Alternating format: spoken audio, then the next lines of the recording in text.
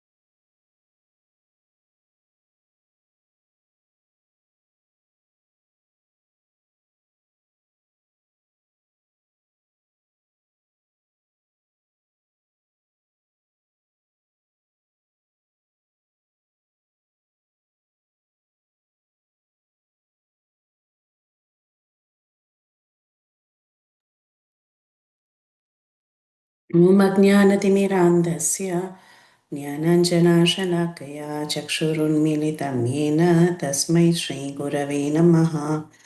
मुखं करोति वाचालं पङ्गुं लङ्घयते गिरिं यत्कृपातमहं वन्दे श्रीगुरुं दीनतारिणं परमानन्दमाधवं कृष्णचैतन्यमीश्वरम्। नमः ॐ विष्णुपादाय कृष्णप्रेष्ठाय भूतले श्रीमते भक्तिवेदान्त स्वामिन्निति नामिने नमस्ते सारस्वती देवी गौरवाणी प्रचारिणे निर्विशेष शून्यवादी पाश्चात्यदेशतारिणे जय श्री कृष्ण चैतन्य प्रभु नित्यानंद श्री अद्वैत गदाधर श्रीवासादि गौरभक्तवृंद हरे Krishna Krishna Krishna Hare Hare Hare Ram Ram Ram Hare Hare. My humble obeisances to all the Vaishnavas on the call. Vancha kalpatarubhyascha kripa sindhubhyev cha patitanam pavanebhyo Vaishnavebhyo namo namaha. नारायणं नमस्कृत्य नरं चैव नरोत्तमं देवीं सरस्वतीं व्यासं ततो जयमुदीरयेत् नष्टप्रायेषु वभद्रेषु नित्यं भागवतसेवया भगवत्युत्तमश्लोके भक्तिर्भवति नैष्टिकी. कृष्णाय वासुदेवाय देवकीनन्दनाय च नन्दगोपकुमाराय गोविन्दाय नमो नमः. Hare Krishna. We are continuing our Bhakti Vaibhav study and we are in the 18th chapter. This 18th chapter is titled Maharaj Parikshit Cursed by a Brahmana Boy.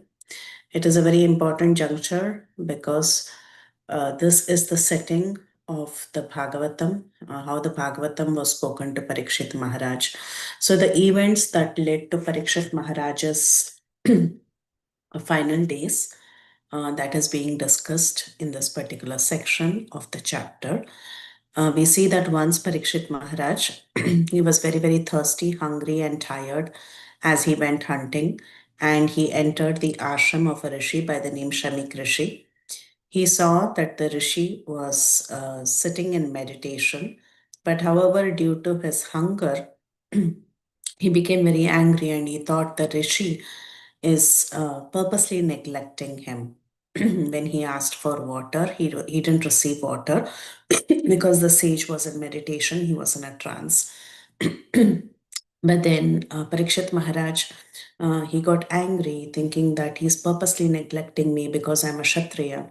I'm lower than him in terms of caste.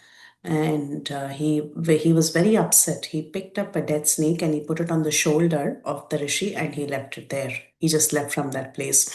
This news was later relayed to Shamik Rishi's son by the name Shrinki, who was young and inexperienced. And he thought that this was a great offense on the part of the king. And he decided to curse the king. So while Parikshit Maharaj was returning home, he was contemplating whether really the sage was in trance or did he purposely do it. He started thinking for himself, maybe I reacted too soon. He was thinking like that. But however, the curse was pronounced by the Brahmana's son by the name Shringi. And that is when Kali took its way inside the Brahminical class. And then it eventually started affecting other classes also, because the Brahmanas are considered the leaders of society. So now that the son of this rishi with red hot eyes, uh, with anger, he touched water and he said these words. What did he say? He said, "From this on the seventh day from today, a snake bird will bite the most wretched one of the dynasty, Maharaj Parikshit, because of his having broken the laws of etiquette by insulting my father." So that was the curse that he spoke, and we are continuing from there. Today we are continuing from verse number 38. ततो अप्येतासाश्रमं बालो गले सर्पकलेवरं पितरं वीक्ष्य दुःखार्तो मुक्तकण्ठो रुरोदः. Anyone for translation? Hare Krishna Mataji. I can do it. Translation by Srila Prabhupada. Srila Prabhupada. Thereafter, when the boy returned to the hermitage, he saw a snake on his father's shoulder, and out of his grief, he cried very loudly. So this is what happened to the boy when he had heard the news that King Parikshit had put a snake on the shoulder of his father.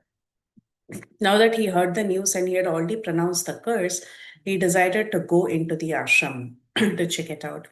But when he went into the ashram, he started crying out very loudly. Why did he cry out very loudly? That is the question. Prabhupada, with the help of our acharyas and Srila Prabhupada, they tell us the reason why he was actually crying is out of guilt. The boy was not very happy because he had committed a great mistake and he wanted to be relieved from the burden of the heart by crying. So, this happens to us also many times when we do a mistake. In anger, we react. And then later we start crying, thinking about, oh, why did I say such words? Or why did I speak so harshly in anger? Why do we cry after getting angry and after speaking harsh words?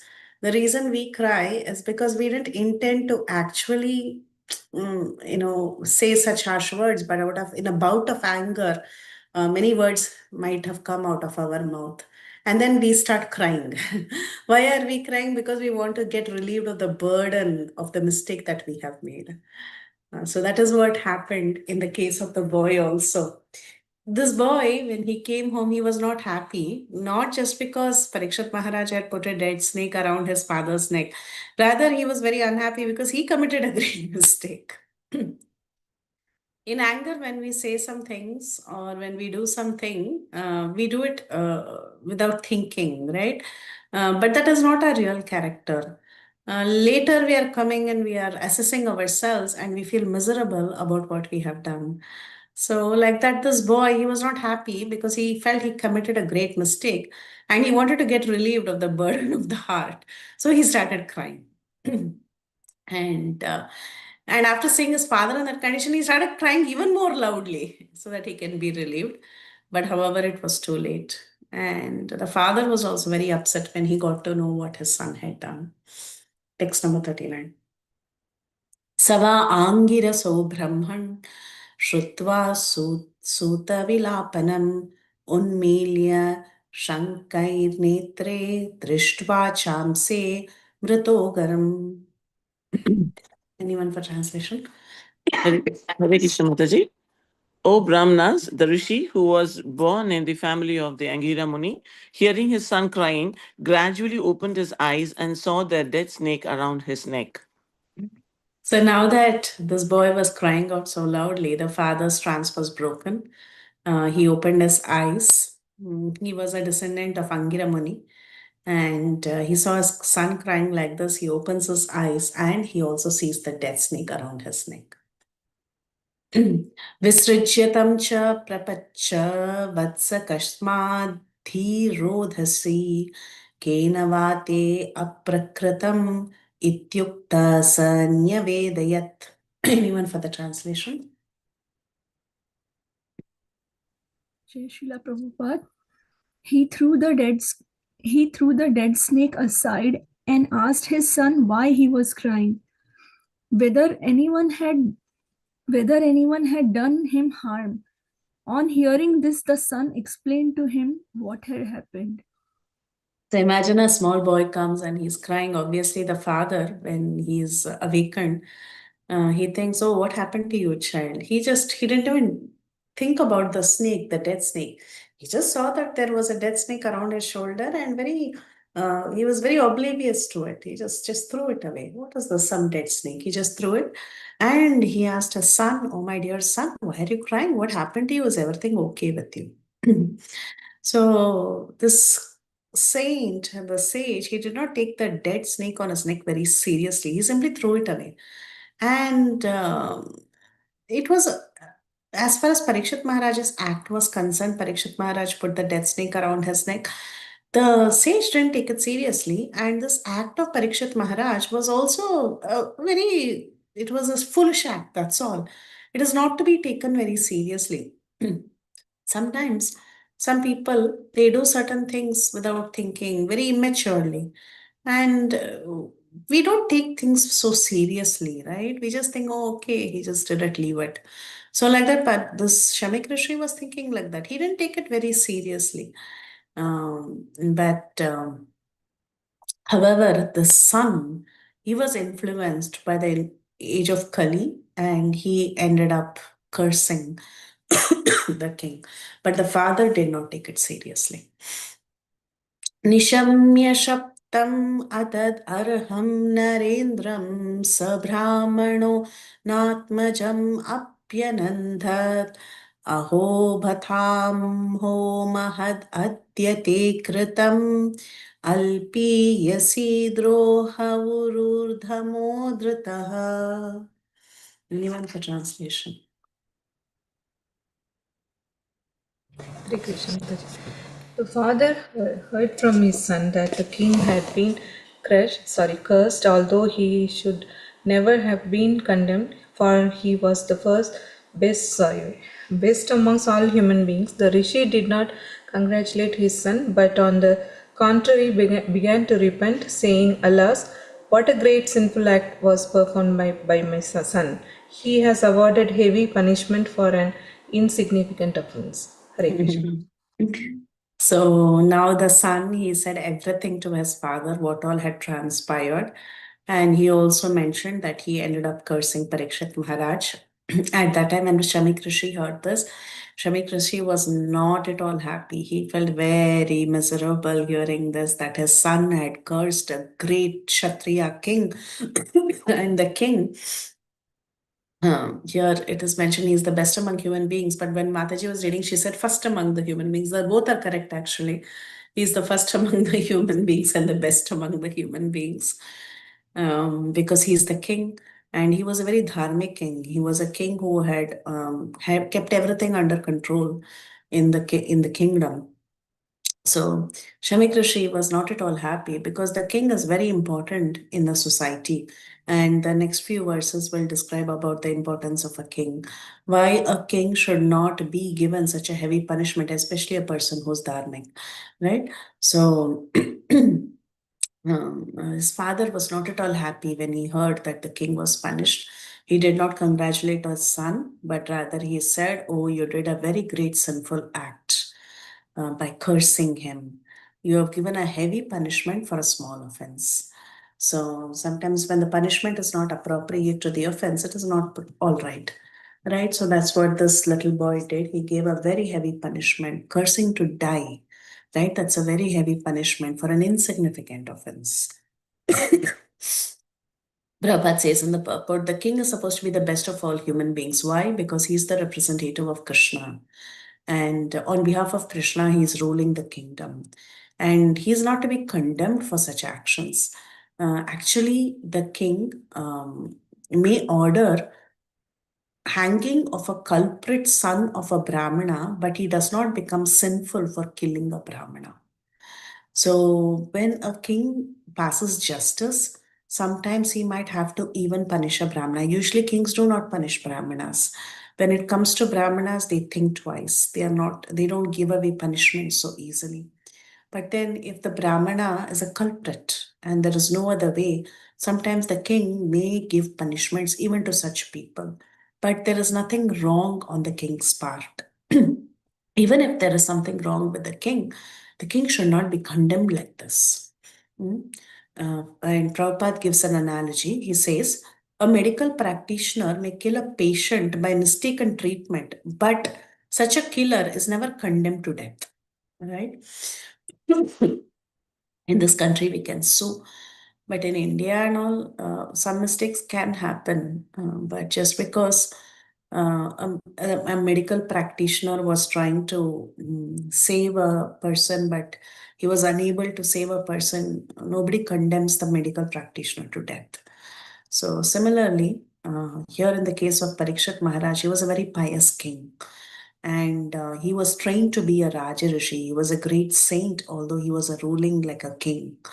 So in his kingdom, there was very excellent government. Citizens were living very peacefully without any fear.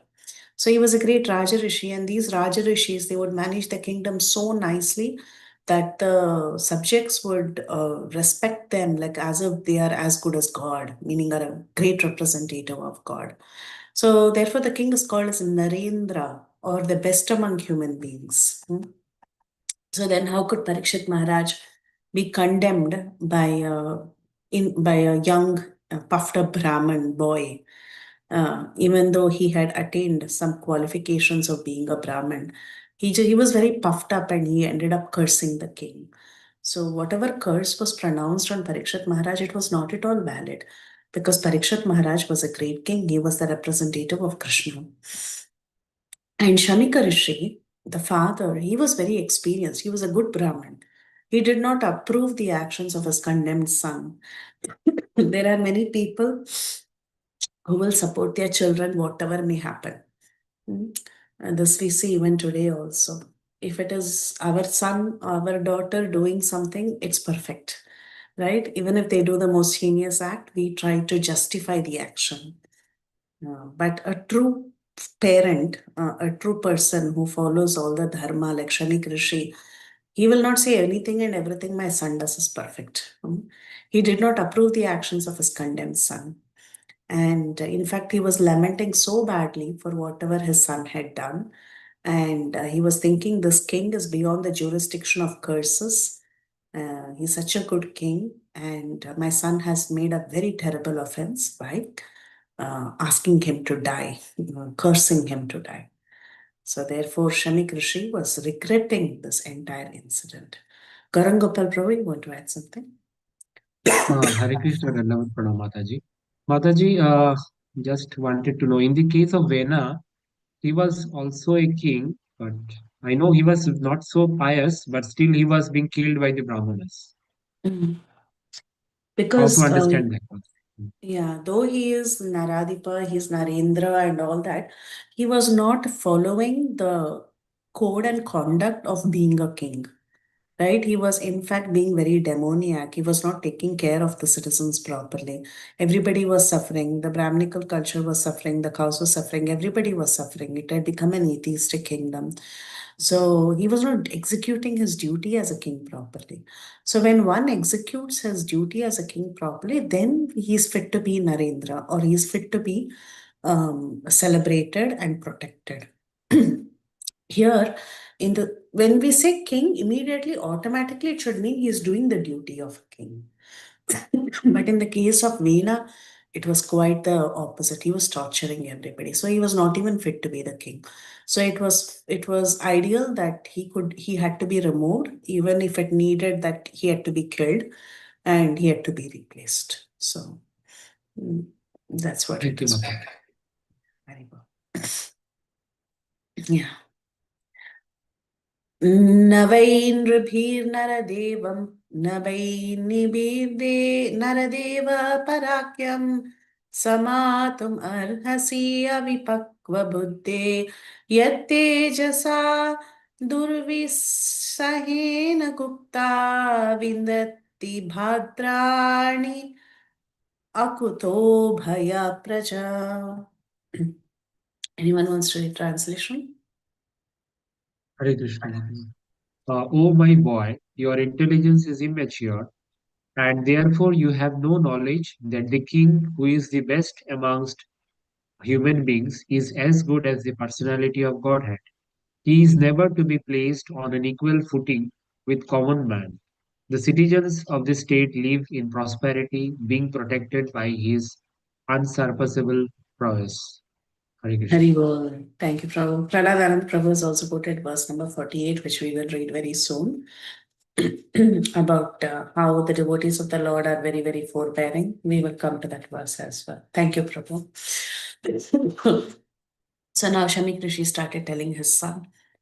He tells his son, my dear boy, your intelligence is very immature. You have no knowledge that this king is a wonderful king. He is the best among human beings.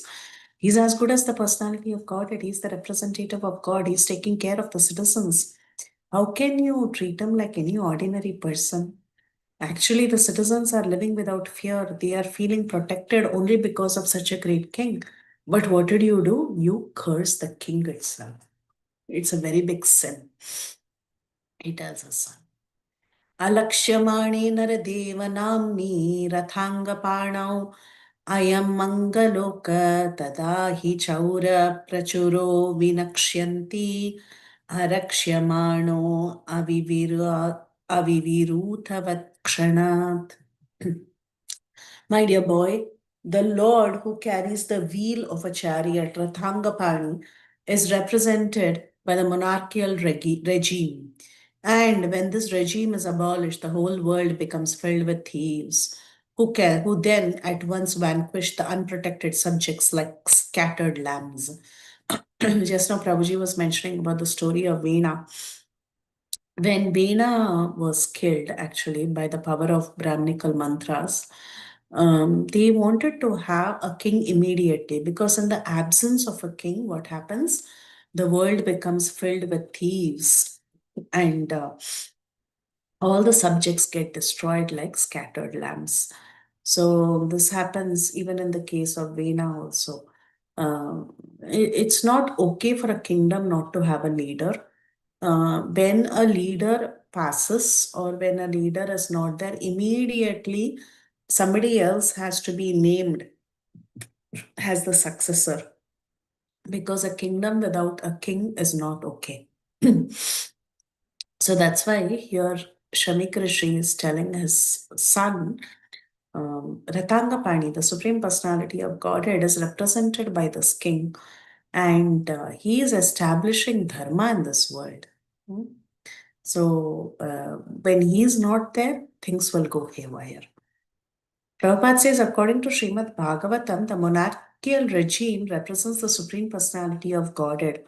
The king is a representative of the Supreme Lord, and in fact, even the battle of Kurukshetra, it was fought so that the right king can be established. The correct representative of the Supreme Lord could be enthroned.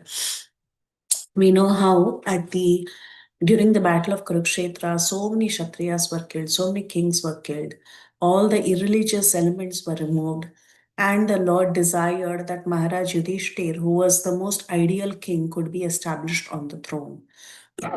And this ideal king, Yudhishthir Maharaj, he was a great devotee of the Lord. So he was a perfect representation of the Lord. And in the absence of such monarchy, where the king is an ideal devotee, the thieves and rogues can flourish very easily. He especially compares monarchy to democracy. He says in today's world, there is democracy. But by the name of democracy, we are simply electing rogues and thieves to be our leaders. That's what is happening in the name of democracy. And the person who is coming to power through the process of democracy, he's not even trained properly. But however, in ancient times, the monarch used to be trained perfectly. And he was trained to take care of these rogues and other people and establish law and order in a perfect manner. So a person like Parikshit Maharaj, who was a perfect monarch, he was able to handle Kali's onslaughts. And however, we see in today's world, in democracy, such things are not possible because we don't have strong leader. In the ancient times, monarchy was very, very successful. People were being protected very nicely by the leaders. But however, in the name of democracy, we are simply electing all unfit people who are not properly trained, and the administration has completely dwindled in this time and age. Is Prahladananda Prabhu, please add, Prabhu. Nam Pranam Mataji. Regarding this, democracy, Prabhupada Maharaj many a times says demons raise up. Mentioning like funny. But the reason I raised hand was, in seventh canto, Narad Muni is telling Yudhishthira Maharaj about this slok 7.1.31. Gopya kamad bhayad kanso daisya chadyo nrupaha sabandha drushna. So he's telling about how all of these are, favored by Lord Krishna, but why not Vain? And there was some discussion on this slok where it says that Vain did not fall in any of these categories because he was completely against all the religiosity, and that's why he was, not favored at all. So I just wanted to share that much. Thank you, Prabhu. Thank you so much. Yes, he was not a devotee, and he did not fall into any of these categories like Prabhuji was mentioning. Kamsa, he thought of Krishna in fear, and he was constantly thinking of Krishna. Shishupal, Chaitya Raja, he was also thinking of Krishna in hate, in envy. But as Vena didn't think of Krishna at all. So he was a totally different category altogether. Yeah, thank you, bro. Tad adyana papamupaiti ananvayam yannashtanātasya vasor vilumpakat parasparam grinanti shapanti vrinjate pashun striyoratan purudasya vojana. Anyone for translation? May I read, Mata? Yes, Prabhuji.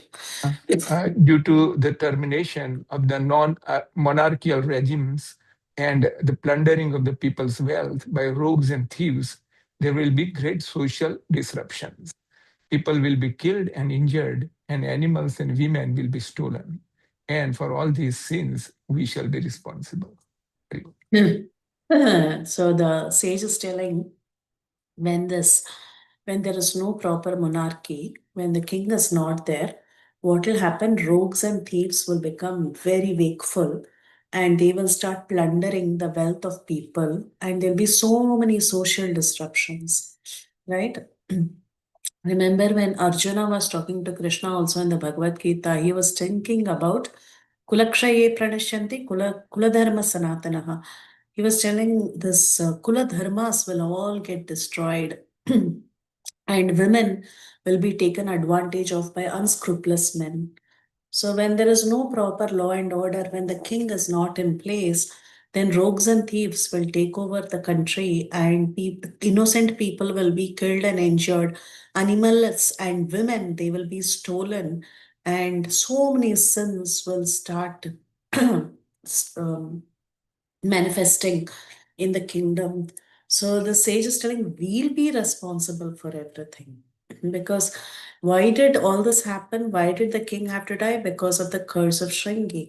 So Shanik Rishi is telling, ultimately, for whatever misgivings are happening in the country, whatever happens in the country in the absence of a leader, we'll be held responsible without thinking you have cursed. So the word naha, we, is very significant in this verse. The sage rightly takes the responsibility of the Brahmanas as a community for killing monarchical government and thus giving an opportunity for the so-called democrats who are generally plunderers of wealth of the state subjects. So as a community, he takes blame. That we are responsible for this whole system of change when such monarchy is destroyed. The so-called Democrats capture the administrative machine without assuming responsibility for the prosperous condition of the citizens. Everybody captures the post for personal gratification, and thus, instead of one king, a number of irresponsible kings grow up to tax the citizen. So this is what happens in democracy. Instead of one king, there are hundreds of people who are functioning as leaders. Everybody is capturing the post for personal gratification. That is today's story, right? Everybody wants to be a leader, but for what? For personal gratification. For boosting our ego. Everybody wants to be a leader. Even in Krishna conscious societies, also everyone wants to be a leader of their own right. They want to be some mentor, siksha guru, whatever, right? All this is outwardly, yeah, okay, I'm trying to benefit someone, but that is very outward. Inwardly, what is it? It is just boosting one's ego, trying to be the controller. That is what is happening 99% of the time. So instead of one person being a leader, hundreds and thousands of people, they are becoming leaders. And all that they are doing is they are trying to become controllers. That's all. Everyone captures the post for personal gratification. And thus, instead of one king, a number of irresponsible kings grow up to tax the citizens. So this is being foretold here, that in the absence of good monarchical government, everyone will be the cause of disturbance for others. When there is no proper solid king, this is what will happen. We'll be the cause of suffering for each other. And everything will be openly done, plundering, riches, taking away animals, women, all this, it will happen very openly when too many people are in control. तदार्यधर्म प्रविलीयते नृणां वर्णाश्रमाचारयुतस्त्रयीमय ततो अर्थकामापि निवेशितामनां शृणं कपीनामिव वर्णसङ्कर. Again, just like in Bhagavad Gita, Arjun was talking about Varna Sankara. Here, Shamik Rishi is thinking about Varna Sankara, the unwanted population. He says, at that time, the people in general will fall systematically from the path of progressive civilization in respect to the qualitative engagements of the caste and the order of society and the Vedic injunctions. Thus, what will happen? They will be more attracted to economic development for sense gratification, and as a result, they will be unwanted population on the level of dogs and monkeys. So basically, when the good leader is not there, when the king is not there, all this will happen. There will be unwanted population and people will stoop down to the level of dogs and monkeys. So no, Prabhupada talks about dogs and monkeys. Dogs and monkeys, they're quite, especially in India, you must have all seen stray dogs and also monkeys in the open. They are quite shameless, right? They go astray from proper culture. They just behave the way they want. They are just with the opposite gender all the time, very openly. So this is what will happen when the society collapses. And Prabhupada says our Vedic civilization is the civilization of Aryans. Aryans means progressive Vedic civilization. And what is progressive Vedic civilization? A civilization that trains people to go home back to Godhead. Okay, that is the goal of the Vedas. The Vedas are there to direct everyone to go back home, back to Godhead.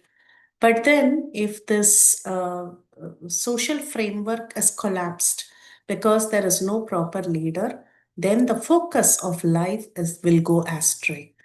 The qualitative caste system and the orders of life are scientifically planned by the Lord and his representatives, who are the great rishis.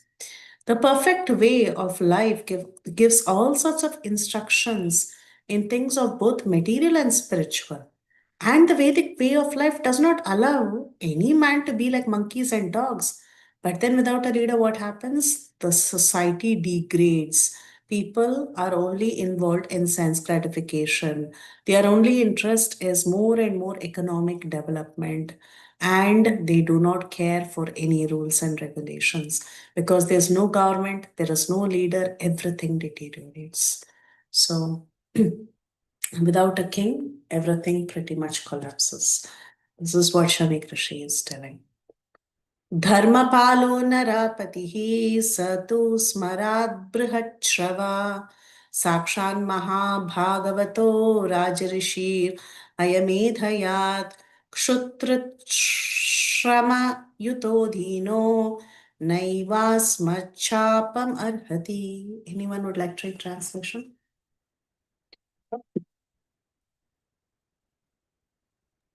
I can read, Mataji. The Emperor Parikshit is a pious king. He is highly celebrated and is a first class devotee of the personality of Godhead. He is a saint amongst royalty and he has performed many horse sacrifices. When such a king is tired and fatigued, being stricken with hunger and thirst, he does not at all deserve to be cursed. Hare Krishna. So there is a glorification of the king. He had all the lakshanas of a king. He was very, very pious, right? He was dharmapalaha. He was protecting religion. He was very highly celebrated. He was a devotee. And he had performed many horse sacrifices for the benefit of the kingdom so that people can be benefited. So like this, he was Rajarishi also. He was such a saintly king. He was well learned. He was doing Hayameda. Haya means horse. Hayameda sacrifices. He was doing Ashwamedha sacrifices. And he was doing all this for the benefit of everyone.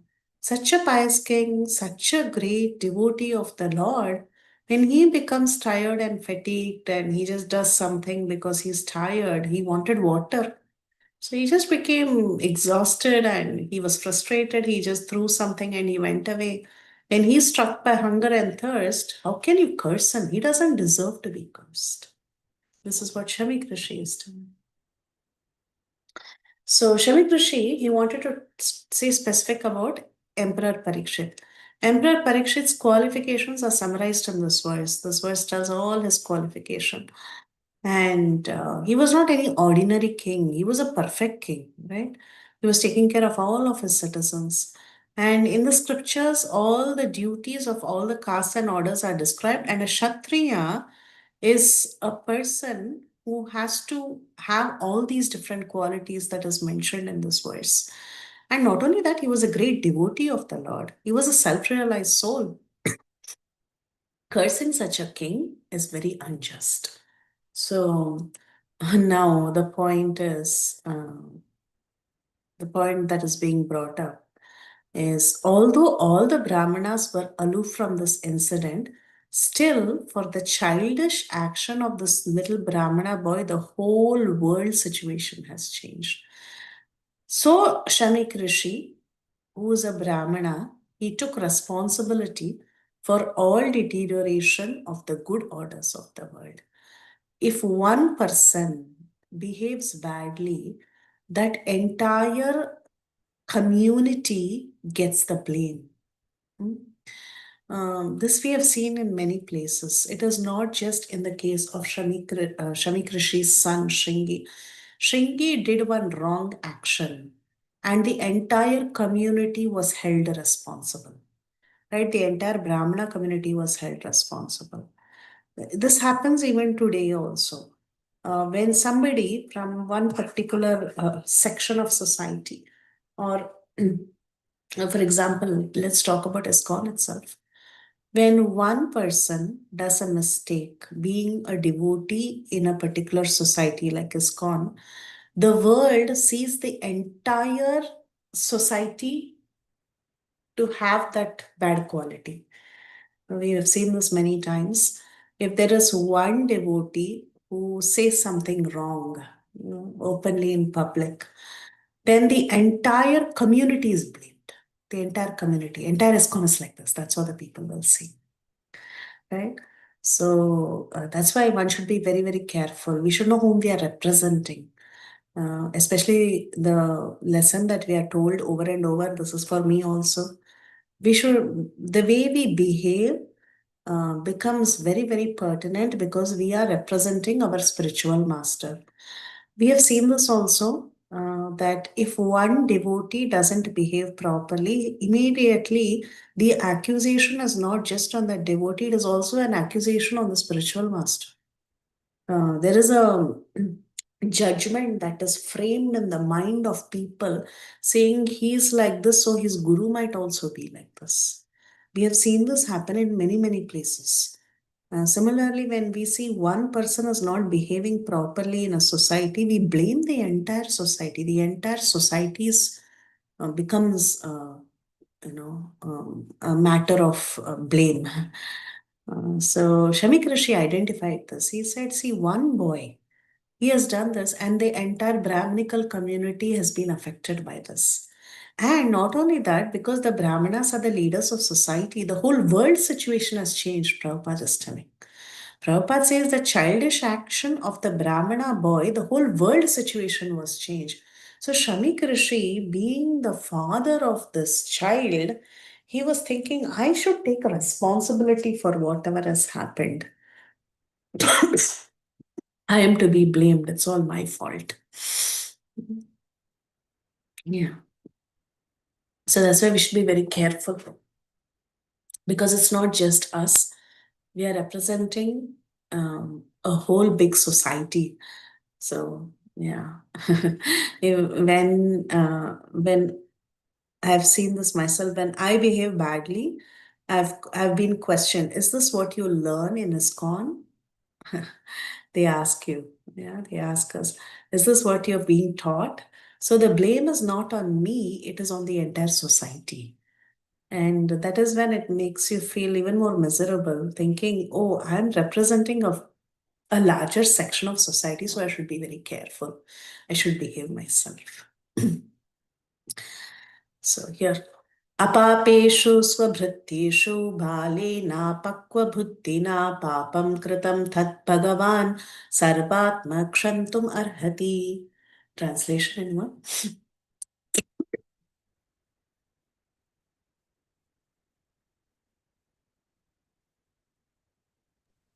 I can Hare read. Krishna, Mataji.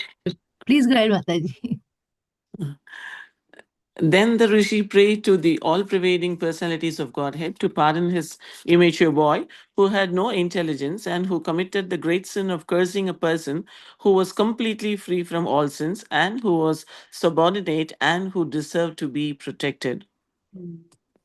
So immediately, Shamik Rishi, he started praying to the Supreme Personality of Godhead so that his son could be pardoned for the mistake that was committed. Actually, his son had no intelligence. He had committed a big sin of cursing a king like Parikshit who was free from all sins.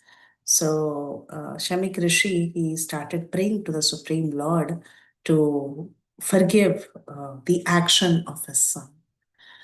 Prabhupada says in the purport, actually everybody is responsible for their own action. Either you're pious or sinful, whatever your case may be, you are responsible for your own action.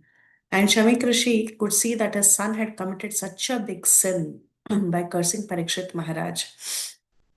And when this offense was done, especially to the devotee of the Lord, it is very difficult to overcome the reaction. And these Brahmanas, they are the heads of society and they are meant to give protection to their subordinates and not curse them. But what did this boy do? He ended up cursing a Kshatriya. He ended up cursing someone who's subordinate. And Prabhupada says sometimes there are occasions when a Brahmana might furiously curse a subordinate Kshatriya or a Vaishya. But in the case of Parikshit Maharaj, there were no grounds for him to be cursed. The boy had done it out of foolish vanity. He was just very proud of being a Brahmana's son. So he's definitely to be blamed, and he's punishable by the law of God. And the Lord never forgives such a person if his pure devotee is offended. Therefore, by cursing the king, this Shringi had committed not only a sin but also a great Vaishnava aparadh. He had committed an offense. And this Shamik Rishi, he could see that the Supreme Personality of Godhead is not happy. So he started praying to the Supreme Personality of Godhead to save this boy from such a terrible, sinful action. So he prayed to the Lord because he was thinking only the Lord can undo a thing which is impossible to change. So, in the name of this boy, Shamik Rishi began making an appeal to the Lord. Now, a question may be raised that since it was the desire of the Lord that Parikshit had to be put in this awkward situation so that he can be delivered from material existence, why was the Brahmana's son made responsible for this offensive act? Very important question. Prabhupada addresses that question in the purport. We are telling that Parikshit Maharaj, he did it out of the Lord's will. This putting of the snake and getting cursed, all this was the Lord's will. If it was the Lord's will, we are glorifying Parikshit so much. But why are we holding this boy responsible for everything? We're telling he did a mistake, he did a mistake. Oh, the whole Brahmana community is affected by him. He did this, he did that. Why so much blame on this Brahmana's son when everything is the will of the Lord? Now, the answer, Prabhupada says, the answer is that the offensive act was performed by a child only so that he could be excused very easily, and thus prayer of the father was accepted. But if the question is raised why the Brahmana community as a whole was made responsible for allowing Kali into the worldly affairs, the answer is given in the Varaha Purana. This is the answer.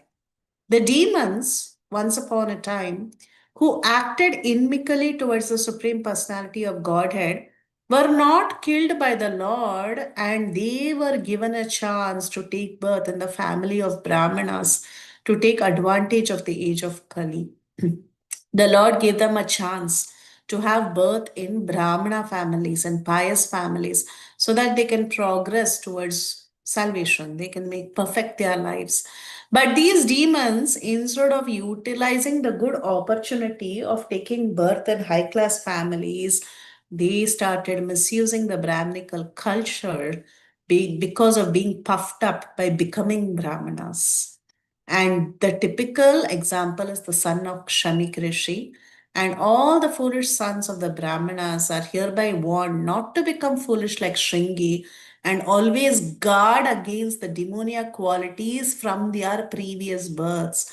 In the age of Kali, fortunately or unfortunately, many people who are born in Brahminical families had severe demoniac tendencies in their past births. They were only given an opportunity. Okay, in Kali Yuga, at least you take birth in a Brahmana family. But then these impressions that we have, they don't die hard. So maybe something from the past birth impressions, the demoniac impressions, they surface and they take over. And this happened in the case of the foolish boy. And the foolish boy, of course, was excused by the Lord. But others who may have a father like Shamik Rishi will be put, others who may not have a father like Shamik Rishi will be put to great difficulty if we misuse the advantages obtained by birth in a Brahmana family. A strict warning to all of us who may have the backing of being in a Brahmana family that for all you know, for all we know who we are in the past birth, we don't know who we are.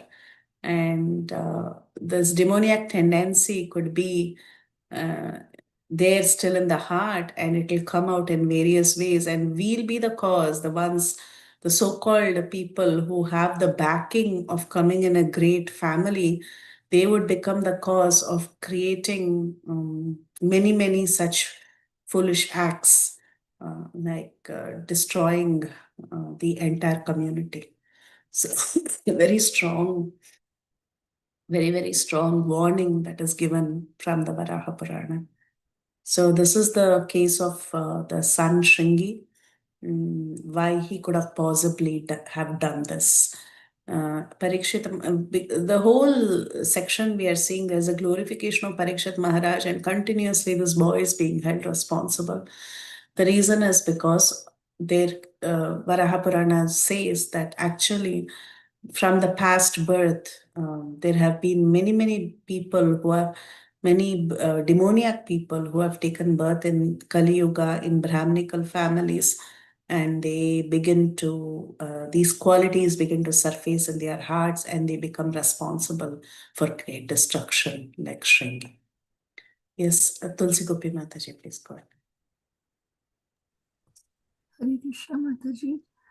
I was wondering why were they allowed to take birth in Brahmin families? Is it because they had some pious activities, or?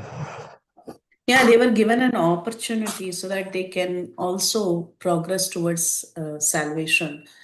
Meaning they're given an opportunity to take birth in a Brahminical family means it's a big thing, na Mataji. Your samskaras are set from birth. You don't have to strive hard for it, right? Like people who are born in caste Brahmin family, for them to follow Krishna consciousness is relatively easy. What do they have to change in their life? Nothing, right? What did you change, Mataji, after coming to Krishna consciousness? Nothing, because you had everything since birth, right? So your everything is made easy for you, very easy. It's very easy. You ask a person who had to change things to become a devotee, it's so hard for them. Giving up meat, giving up certain habits, it's very difficult because that is there in their, from childhood, they have been exposed to that. And suddenly everything you have to give up, you have to become a devotee means it's not easy. They're doing it, that's great, but it's not easy. But why these demons are given an opportunity? Because the Lord is very merciful. He thought that even if you have demoniac tendency, yeah, like these demons also, they would have had some sukruti. They are given an opportunity so that they can also progress towards salvation. That is the idea. Otherwise, they'll be stuck forever, right? But impressions die hard. These impressions, they surface, and it can become detrimental. Yeah. Yeah, okay. Because in the Shuchinam Srimatam Gehe, our understanding is when someone does certain things, then they get birth in this type of family. So I was just shocked that Yeah. how demons being so with bad karma, they could get higher birth and chance, like that. So Yeah, that's why the Varaha Purana says specifically in the age of Kali, some of the demons, they infiltrated into Brahmin families. There was a situation, I don't know how it could have spanned out, but the situation has arisen that, especially in the age of Kali, many of these demoniac people have infiltrated into Brahminical families. We see now even cases like Ashwathama and others, great Brahmanas, but what did they do? Yeah, that demoniac tendency has come through. yeah, actually, even I heard that when some groups of people did some statistical tracking of all the slaughterhouses in India, because Brahmins earlier had the power to do yagyas and kill the animals, right? So ultimately, when it became a business, like 90% of them were owned and started by Brahminical descendants only. Like See, get even licensed. the leather industry, all Yeah, run by Jains and Brahmins, yeah, basically. it's very sad. Yeah. Yeah, it's very sad. It's very sad, actually. Yeah, yeah. This one, Rupal Mataji, please go. Yeah, Hare Krishna Mother. Yeah, I was just going to add that even Ravan knew all the Vedas and everything. So he was also elevated. So, Yes. but this You, this is like Krishna's nimit, right? His leela. He is putting the negative energy in a higher position to do his leela, right? It's kind of yes, Mataji. Yeah. Yes, it's all destined. If it is written in Purana that these people are destined.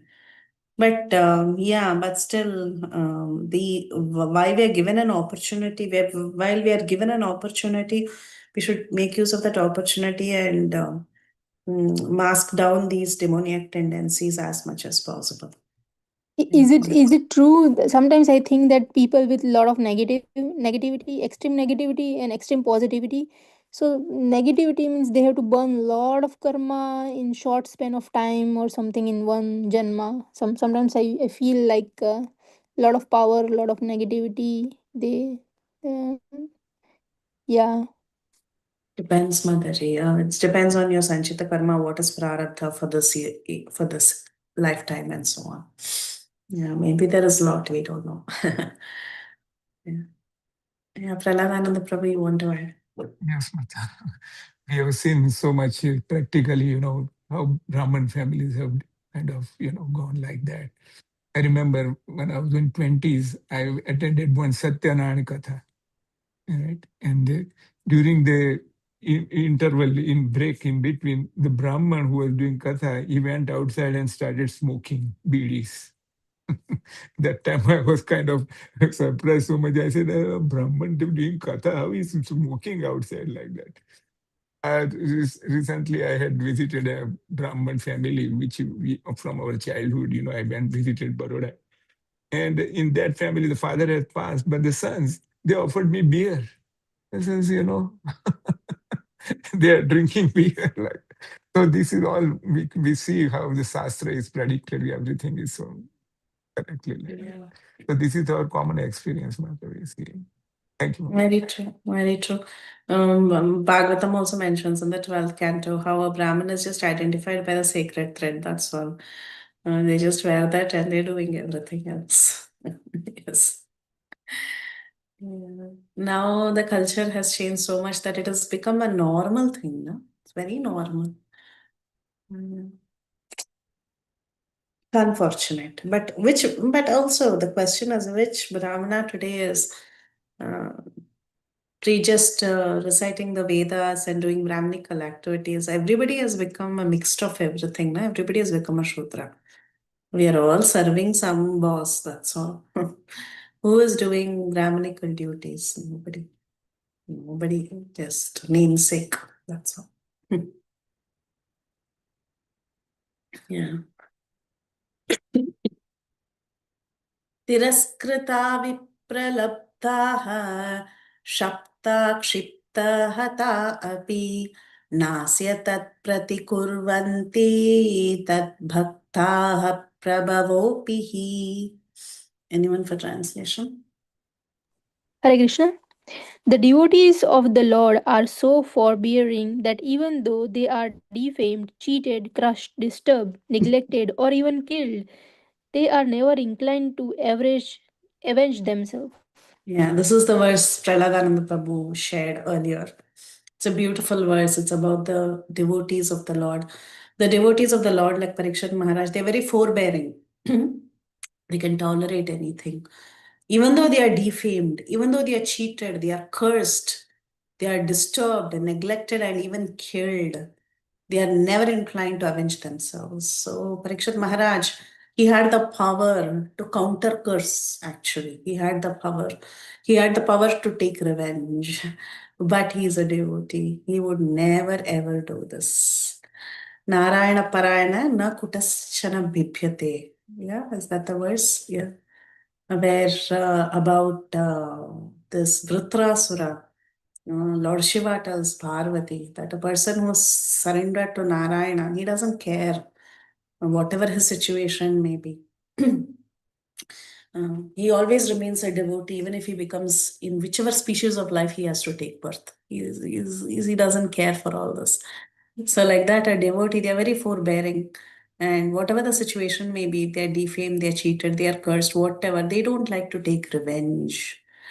So, here Prabhupada says, Shamik Rishi knew that the Lord does not forgive a person who has committed an offense to the feet of a devotee. And the Lord can only give direction to take shelter of a devotee. And he thought within himself that if Parikshit Maharaj would countercurse the boy, maybe he would be saved. But he knew very well that the pure devotee doesn't care about worldly advantages or reversals. They never counteract for personal defamation, curses, negligence, and so on. Same thing with Ambarish Maharaj. When Durvasa Muni created that fiery demon, Ambarish Maharaj could have counter-cursed very easily. He was also a great Rajarishi. He could have easily counter-cursed, but he didn't do anything like that. They don't care for all this. As far as such things are concerned, in personal affairs, the devotees don't care for them. But in the case of they are being performed against the Lord and his devotees, then the devotees will take very strong action. So, see, devotees, they get disturbed when another devotee is affected or when the Lord is being abused. That is when they get very angry and they start reacting. Otherwise, if it is on them, they don't care. They just don't care. They just submit to the will of the Lord. Since it was only a personal affair for Parikshit Maharaj, Shamik Rishi knew that the king will not counter curse. The king will not do any counter reaction. So, therefore, Shamik Rishi was thinking, what can I do now at this point in time? I can only make an appeal to the Supreme Lord for the sake of this boy. So it is not that only Brahmanas are powerful enough to give curses and blessings.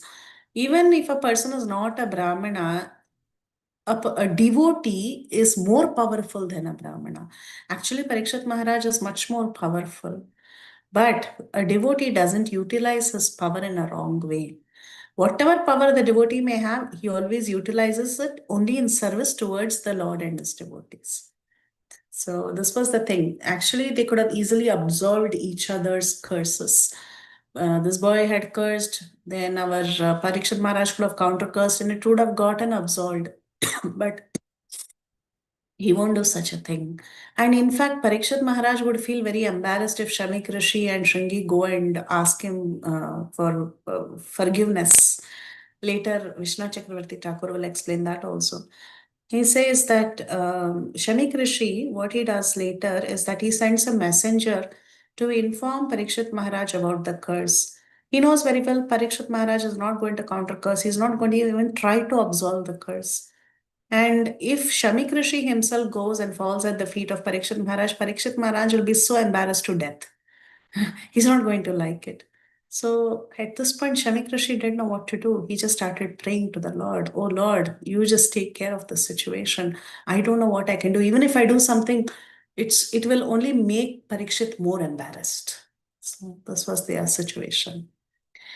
इति पुत्रकृताघेन सोऽनुतपो महामुनिः स्वयं विप्रकृतो राज्ञा नैवागहं तदचिन्तयत्. Anyone for translation? The sage thus regretted the sin committed by his own son. He did not take the insult paid by the king very seriously. So the sage regretted the sin committed by his son, and he did not take the insult of Parikshit very seriously. So Prabhupada says the incident is cleared up. See, Parikshit garlanded the sage. Parikshit garlanded the sage with a dead snake, and Shamik Rishi didn't take it very seriously. So it was not a very serious offense. But this Shringi's cursing of the king was considered a serious offense. So the offense was committed only by the foolish child. And he deserved to be pardoned by the Lord so that he can get rid of this sinful reaction. But Parikshit Maharaj did not mind the curse of the Brahmin at all. On the contrary, what did he do? He took advantage of the situation and he decided that he would perfect his life hearing Bhagavatam. So in fact, Maharaj Parikshit, he achieved the highest perfection of life after he met Shukdev Goswami. So overall, it was the desire of the Lord that Parikshit Maharaj, Shamik Rishi and Shringi were all instrumental in fulfilling the desire of the Lord. So actually, after this incident, none of them were put into difficulty because everything was done keeping Krishna in the center. So yes, of course, the Brahminical class suffered. the son did a mistake, everything. But at the end of it all, it was all, the superior plan of the Lord. And everything is cleared up, as what Prabhupada says. It's okay, everything is cleared up. And this is the last verse for today. No, not last verse, sorry, last verse of this chapter. I wanted to do 3-4 more verses in the next chapter because it's a continuation of the story. So we'll not stop at 50. We will do 3-4 more verses so that the story is complete. प्रायशः साधवो लोके प्रलयद्वन्द्वेषु योजितः न व्यथन्ति न हृष्यन्ति यत आत्मगुणाश्रयः. Anyone for translation? Hare Krishna. Generally, the transcendentalist, even though engaged by others in the dualities of material world, are not distressed, nor do they take pleasure in worldly things, for they are transcendentally engaged. Mm. So these transcendentalists that is mentioned here is for a person like Parikshit Maharaj. And Parikshit, they are not, they don't take pleasure in the worldly things. And even if they are put into certain circumstances, they are put into distress and happiness because of others, they understand that this is the nature of the material world. The material world is full of dualities. And this King Parikshit, he was a Raj Rishi, he was a mystic. So he was unattached to this incident. He just felt whatever it is okay. It was created by the will of the Supreme Lord.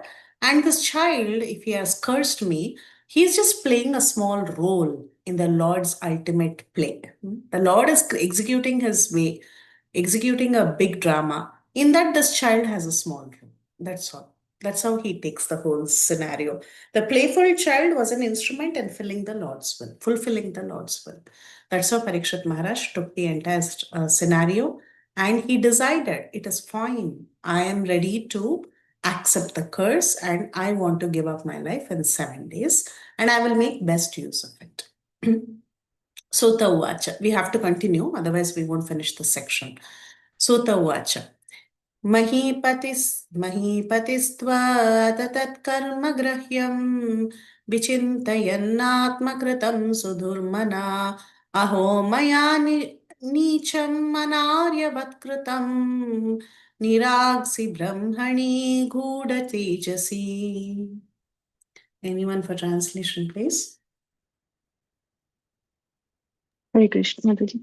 Sri Suta Goswami said, while returning home, the king Maharaj Parikshit felt that the act he had committed against the faultless and powerful Brahmana was heinous and uncivilized. Consequently, he was distressed. So while returning home, he was thinking, now the scene of the boy coming, seeing his father crying, the father telling you made a mistake, all that is over. Now what happened to Parikshit Maharaj? Parikshit Maharaj, when he was returning home, he started contemplating. Remember, we saw a verse where he started contemplating whether the sage was maybe he was really in trance. He was thinking like that. So he felt that he committed a sin against somebody who was very faultless, especially a Brahmana. And he started feeling very bad, Parikshit Maharaj. This is the nature of a devotee. See, as far as Parikshit Maharaj was concerned, what did he do? He got out of anger and hunger. He put a snake on the shoulder of an innocent rishi, innocent sage who was in deep trance. So he started feeling very guilty. He regretted for his improper treatment of a powerful Brahmin who was completely faultless. So such regretting, repentance is natural for a good human being. And when we repent, we get delivered from all kinds of sins that are accidentally committed. So devotees by nature, they are faultless, and accidental sins that are committed by a devotee, if they are sincerely regretted, then by the grace of the Lord, all these sins unwillingly committed by the devotee will be burnt in the fire of repentance. This is Prabhupada's famous phrase. We often quote this phrase. Everybody quotes this. This is a very famous phrase of Prabhupada. I mean, it's good to memorize this sentence also. Many people do this. This is very powerful. I'll read it again for everyone's benefit. Accidental sins committed by a devotee are sincerely regretted. And by the grace of the Lord, all sins unwillingly committed by a devotee are burnt in the fire of repentance. So, accidental sins are burnt in the fire of repentance. It's a very beautiful. Prabhupada has some famous, sentences from his purpose, right? This is one of those. So, it's also for all of us to know that if there are accidental sins that are committed by us, especially if these sins are unwillingly committed, like the case of Parikshit Maharaj, when you repent, we burn that sin in the fire of our repentance. So it is very important to repent for the sins. Yes, I think even if one commits the most abominable action, if he's engaged in devotional service, he is to be considered saintly because he is properly situated in determination. Bhagavad Gita, Praladananda Prabhu has quoted Bhagavad Gita. Yeah, Api chet sudurachara. Okay. Next. ध्रुवं ततो मे कृतदेवहेलनात् दुरत्ययं व्यसनं नातिदीर्घः तदस्तु कामं हि निष्कृतया मे यथा न कुर्यां पुनरेव अद्धा. Anyone for translation?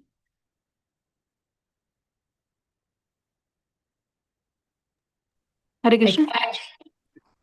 King Go ahead, Parikshit, King Parikshit thought, due to my neglecting the injunctions of the Supreme Lord, I must certainly expect some difficulty to overcome me in the near future. I now desire without reservation that the calamity come now, for in this way I may be freed of the sinful action and not commit such an offense again. This is the nature of a devotee. So he was feeling very guilty. You all know how when a devotee commits a mistake, immediately the Paramatma gives him a hint from within, right? So now this Parikshit Maharaj, he was thinking in his heart, maybe I committed a sin, and he started repenting. And he was thinking, I have not been a proper king. The Lord has given me some duties of taking care of my subjects and being very respectful to the Brahmanas. But what did I do? I've neglected the injunctions of the Supreme Lord. I've done something wrong. The Lord is not going to be pleased by my activity. So I should bear the consequences. Maybe some difficulty is going to come to me in the near future.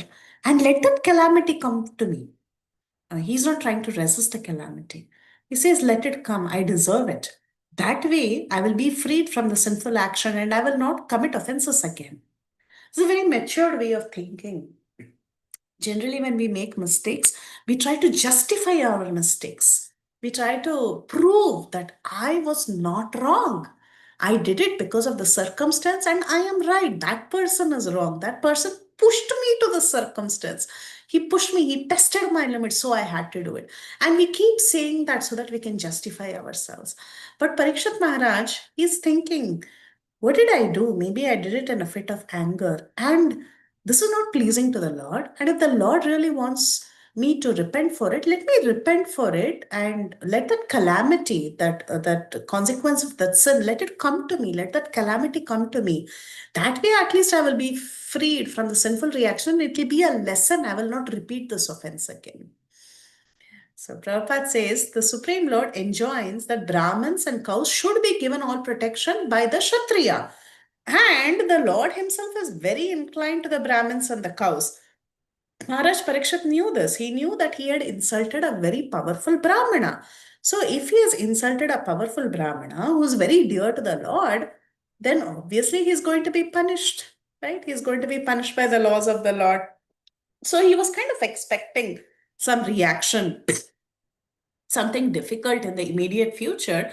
And he thought, let that calamity come unto me, whatever it is, let it come to me. And let it not affect others, let it not affect my family members.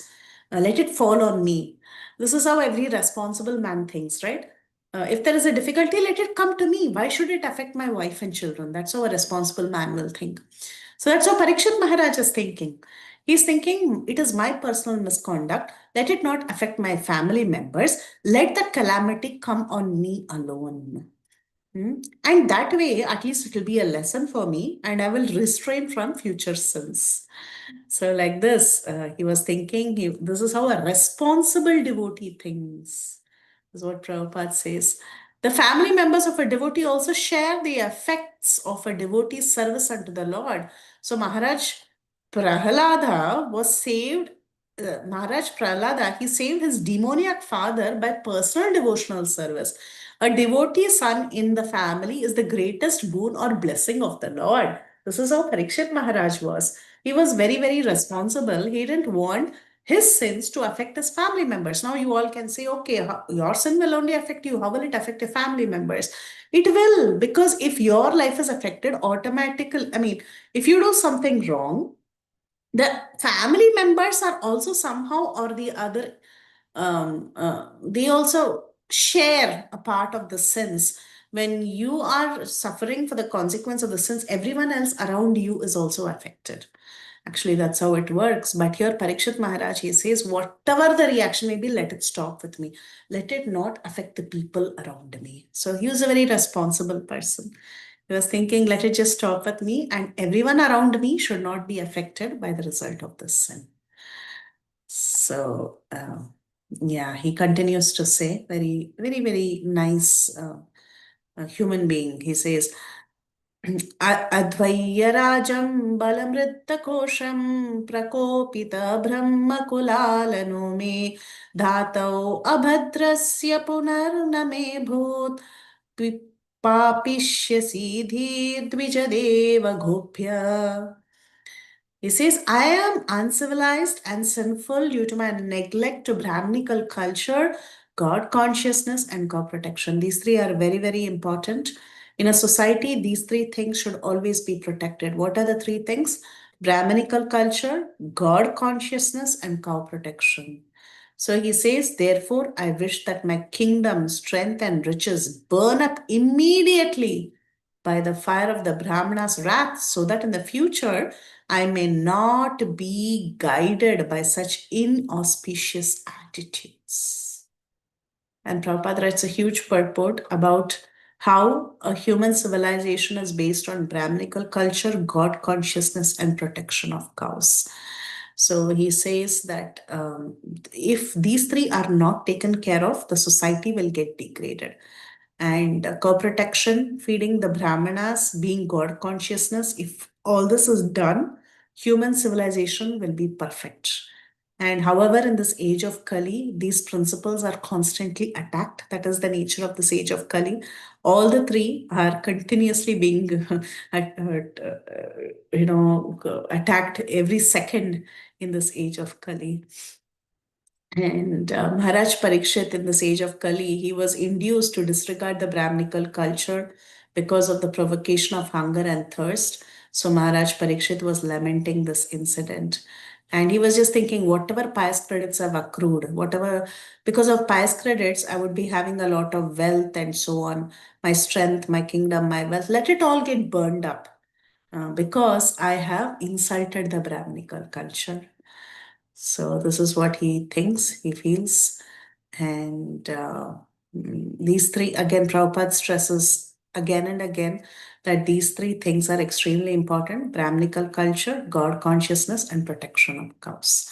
So if these three are there, you will have a perfect civilization.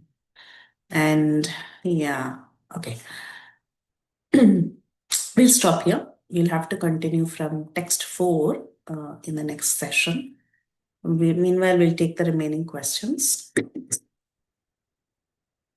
Yeah. Okay. Yeah, I think we can do from text 4. Actually, text 4 is also connected, but it's okay. We'll do from text 4 in the next class. Yes, Mataji's and Prabhuji's. Param Pavani Mataji can start. Hare Krishna Mataji, Dhanavad Pranam Mataji. And so, as these previous verses were mentioning that Parikshit Maharaj is contemplating that because of own sin, the family member gonna suffer. So, to prevent that, he must be some austerities or punishment. So, Mataji, regarding like similar thing in the pastimes of Valmiki Rishi, where Narad Muni was asking that you are earning money with sinful activities. Will your family members share the punishment for your sins? Then they declined. And so they and also I have heard that sometimes um that if we accept something that is achieved with sinful activities, for example, if we're going to some um, people's home and we are getting something, they are serving anna or something by whatever being they have acquired, then that also transmit to us like the sins, because this is not offered to Krishna, right? Yeah. Okay, Mataji. That's Yeah, they say salt, like I've heard this Bhaktichar Maharaj say. Salt is like copper wire, especially that's why you see great brahmanas and all in those days also. They would not eat cooked food or they would not take salted food from others' homes. They would restrict to sweet, uncooked foods, sweets and uncooked foods, because salt is like that copper wire that transmits and the karma so heavily, apparently. That's how it's understood in scriptures. Mataji, fruits and salads, okay. Yeah, Mataji, you can use your, you're the best judge of your situation. You can choose, Mataji, what you think is best. But that's how Maharaj was explaining in one conversation. He just, there's a recording also. I don't know, it was a class, maybe in person, no, I don't remember, but that's how he explained. So if there is a situation where you have to accept, then just take salad, fruits, or even sweets are also okay, is what he said. I remember this very clearly. He just said, don't take anything cooked or that has salt. Even you see Brahmanas when they go to the house of people who are doing some ceremonies, they will not take cooked foods from them. They will say you give it as fruits and vegetables, as raw things, raw ingredients, and they will say we will cook it ourselves. So that's how it is. Yeah, if they have to take some dakshina of an item, meaning of fruits and vegetables, it's called hiranya. They take that.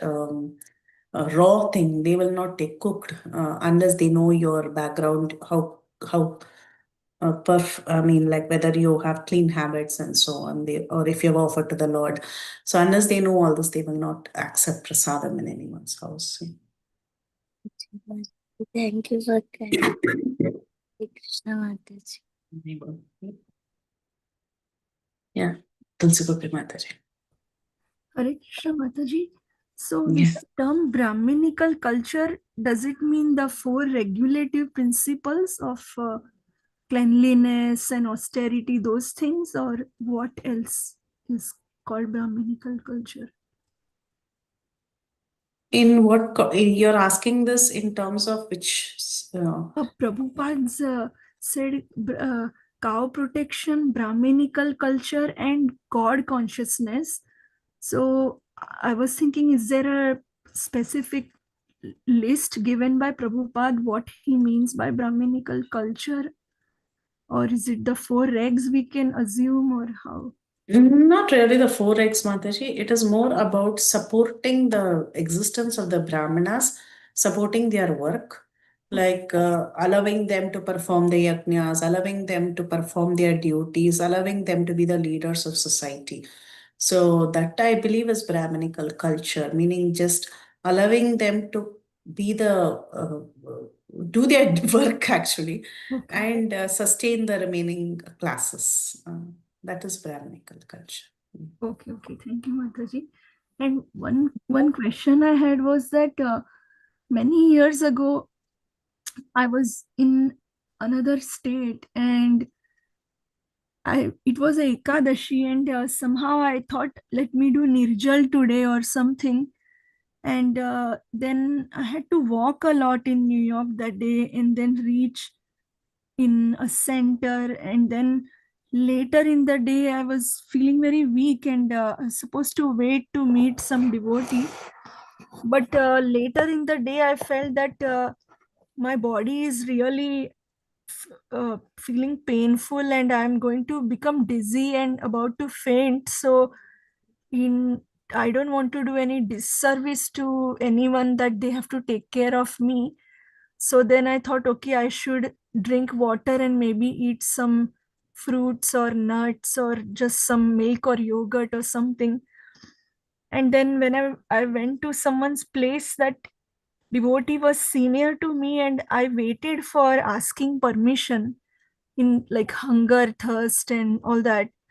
And but she was on a phone call or in a very serious meeting with someone, and I didn't want to interrupt her and disturb her. So I opened her fridge and I took little bit of yogurt, a plain yogurt thing that was there. But when her phone call ended, I asked for forgiveness that I was. Normally I never do this. It's not the right etiquette. But I was feeling that I'm about to faint and the dizziness in my head. So I didn't want others to have the trouble of. So so then she was really upset. She said that oh, we have some rental people in this other makeshift rooms. um, this particular level in the fridge doesn't belong to me. It belonged to so and so, somebody in the room number whatever. And now uh, you don't have any etiquette and common sense to wait and ask me, and you think I am so rich that I could live by myself in this big apartment in New York City. And so she very heavily chastised me and I was shocked. And I didn't say anything to my defense because I was still processing that, yeah, I really didn't think. I've never been to anyone's place where someone was sharing rent with someone. So especially if they are devotees, if non-devotees are in the same, like that, I didn't know, or I didn't even imagine or think or anticipate that. But I was just shocked. Then I accepted.